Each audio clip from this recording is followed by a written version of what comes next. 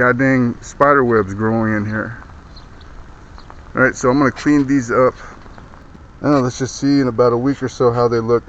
I'm sure more tomatoes will grow and ripen up by then, but as far as the ugliness needs to go away. All I used was my pruners and some twine, because when I staked them up before, it was midway on a bunch of them. See that midway point on a lot of these? When they were much shorter, that was where the tips were at. And then over time they grew. The root ball is going round and round inside that pot, intermixing in with all the soil that's inside. And this was potting soil that I had bought from, you see the perlite right there? That I had bought from Home Depot, and all of these pots had the same mix. And so all the roots that grew through inside the pot was starting to make it go almost root bound, as it kind of is on the bottom. You see that? Once they stop growing out and start going around each other, it's growing all through this mix that you have here. So when it's growing all through your mix, all these roots are taking up volume space. You see that? See, at the time before, when all this soil was fresh, all the water would flow freely through the pot as you water it from the top, right? And then down to the bottom.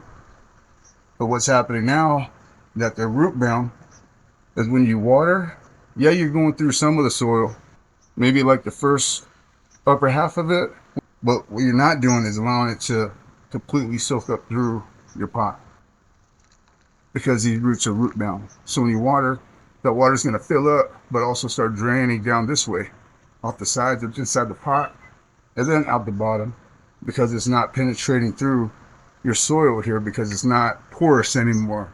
So when I hit that lip, I stop.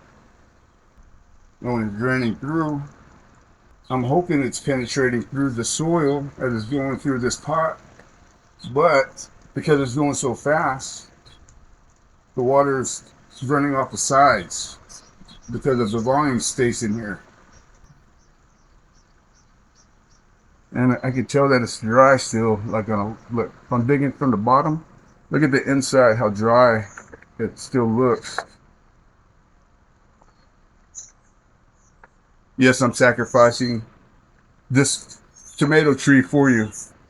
Look how dry that is on the inside of this root ball. Let's go ahead and see this one. And you know what? Let me do one more drink of it, because look, it's still dry right there. Let's do one more drink.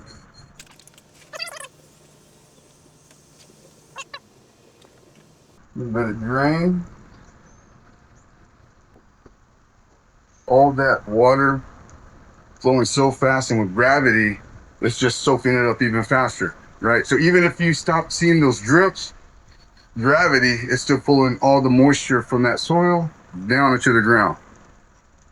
That's what's going on with these. When you don't have no room for volume space for that water to penetrate through, then when you fertilize, the same concept or principle, fertilizing your plants, you see it going through, you see it draining, but do you even know if it's hitting the right spots inside your plant?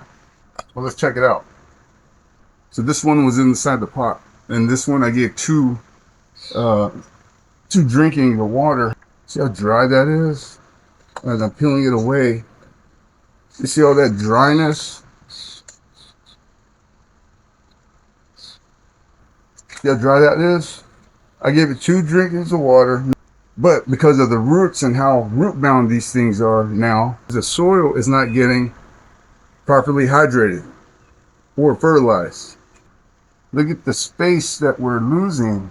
If you're planning on growing your tomatoes and making them look big and beautiful, you need to up pot or upsize your plants into bigger pots, and put fresh soil and start all over again.